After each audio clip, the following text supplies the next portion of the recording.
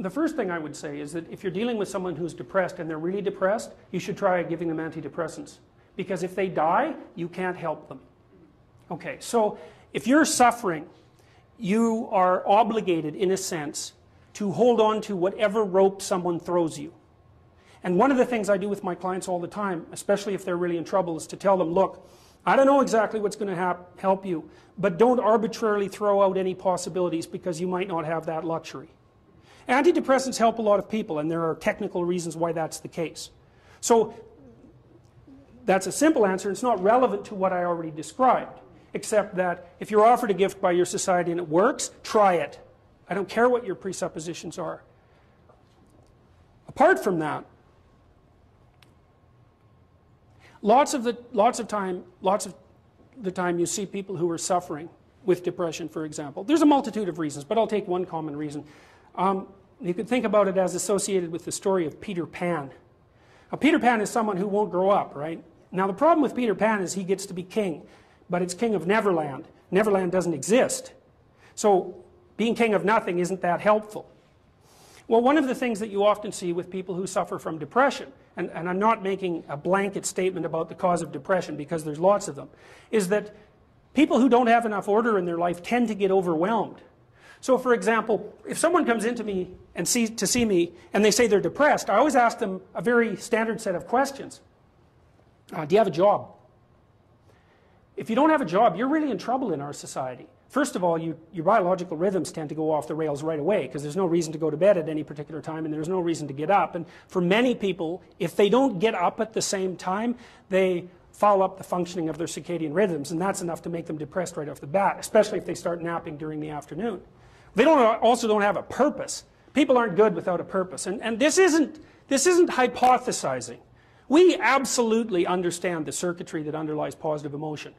We know how it works. Almost all the positive emotion that any of you are likely to experience in your life will not be a consequence of attaining things.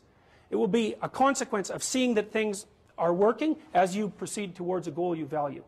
That's completely different. And you need to know this because people are often stunned, for example. They finish their PhD thesis and their presupposition is that they're going to be elated for a month. And often instead they're actually depressed. And they think, oh, what the hell? I've been working on this for 7 years and I handed it in and what do I do now? And that's what depresses them, right? It's the what do I do now? Well, they're fine if they enjoyed it, pursuing the thing. As long as it was working out, they get a lot of enthusiasm and excitement out of that because that's how our nervous systems work. Most of your positive emotion is goal pursuit emotion. If you take drugs like cocaine or amphetamine, the reason they're enjoyable is because they turn on the systems that help you pursue goals. That's why people like them. So if you don't have a job, you got no structure, that's not good. Plus, you tend not to have a point. So you're overwhelmed by chaotic lack of structure and you don't have any positive emotion. Well, do you have any friends? So sometimes you see people who are depressed, they have no job, they have no friends, they have no intimate relationship, they have an additional health problem, and they have a drug and alcohol problem. My experience has been if you have 3 of those problems, it's almost impossible to help you. You're so deeply mired in chaos that you can't get out because you make progress on one front and one of the other problems pulls you down. So one of the things I tell people who are depressed is like, don't sacrifice your stability. Get a job, even if it's not the job you exactly want. Get a damn job. You need a job. Find some friends. Get out in the dating circuit. See if you can establish an intimate relationship. Put together some of the foundational items that are like pillars that your life rests on. Well, that's the practical thing to do. So that's one example with regards to depression.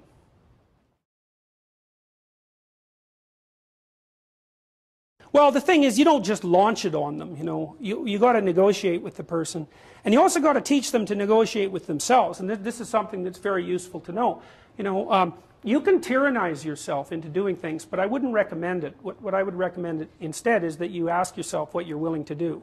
It's a really effective technique. It's like a meditative technique. So, for example, you can get up in the morning and you can think, well, you know, I'd like to have a good day today, so I'd like to go to bed tonight without feeling guilty because I, you know, didn't do some things I said I was going to do, and I'd like to have kind of an interesting day. So you've got to fulfill my responsibilities, and I want to, you know, enjoy the day. Then you can ask yourself, well, okay, what would I have to do in order for that to happen that I would do? And the probability, if you practice this for 3 or 4 days, is your brain will just tell you, it'll say, well, you know, there's that piece of homework that you haven't done for like 3 weeks, you should knock that sucker off because it would only take you 10 minutes and you've been avoiding it and torturing yourself to death for, you know, like 72 hours straight. And if you do that, here's a little interesting thing you can do, and, you know, maybe this is little obligations you should clean up. And so what you do in a situation like that is you teach the person to negotiate with themselves.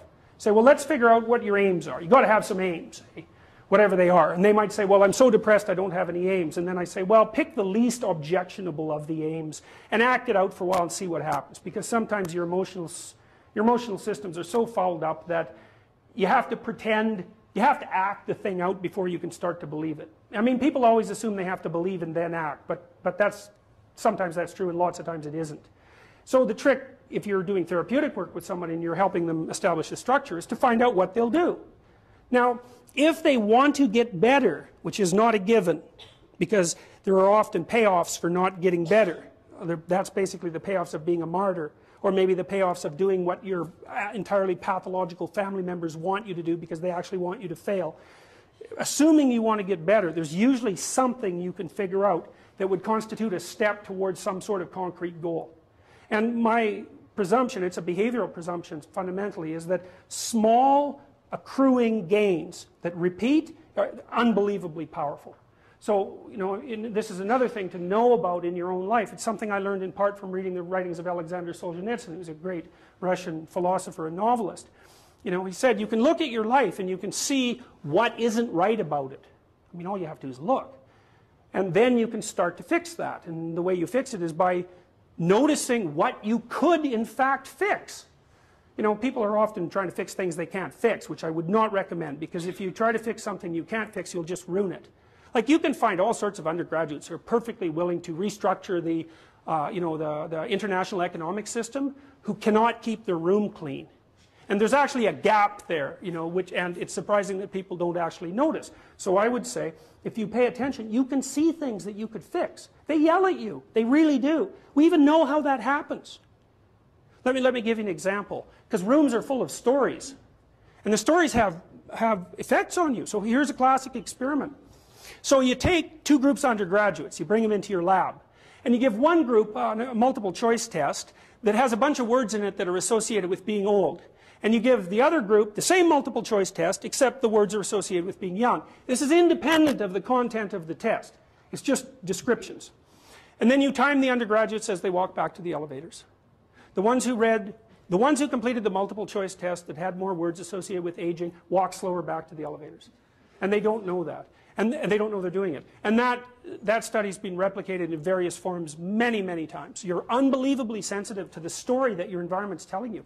Because your environment is not made out of objects. That's just wrong. Your environment is basically made out of something like tools and obstacles. You're a tool-using creature. You're a tool-perceiving creature. The things you... Like, if I take you out of this room and I say, well, what was in the room?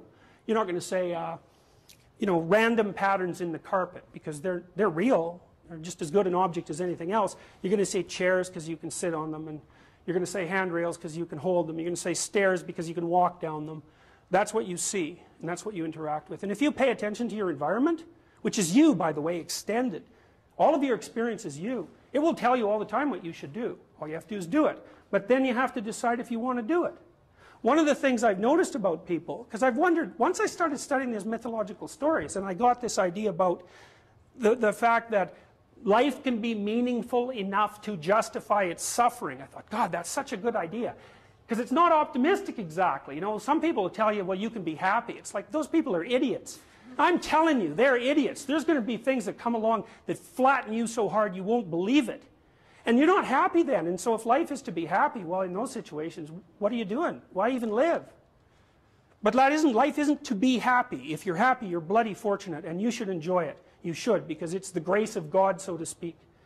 With regards to meaning, I thought, well, people know when they're doing something meaningful. They can tell. So why the hell don't they do meaningful things all the time? It seems obvious. You could do it. I mean, it's hard, you know, because other people want you to do other things. And it's a struggle, but everything's a struggle.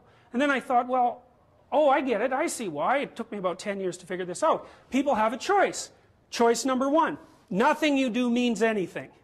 Well, that's kind of a drag, right? It's meaninglessness of life and all that, existential angst. you know, that's kind of a pain. But the upside of nothing that you do is meaningful is you don't have to do anything. You've got no responsibility. Now, you have to suffer because things are meaningless, but that's a small price to pay for being able to be completely useless.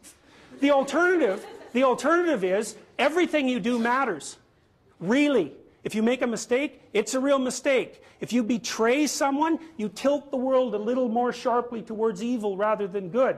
It matters what you do. Well, if you buy that, then you can have a meaningful life. But there's no mucking around. It means responsibility. It means that the decisions you make are important. It means that when you do something wrong, it's wrong. Well, do you want that?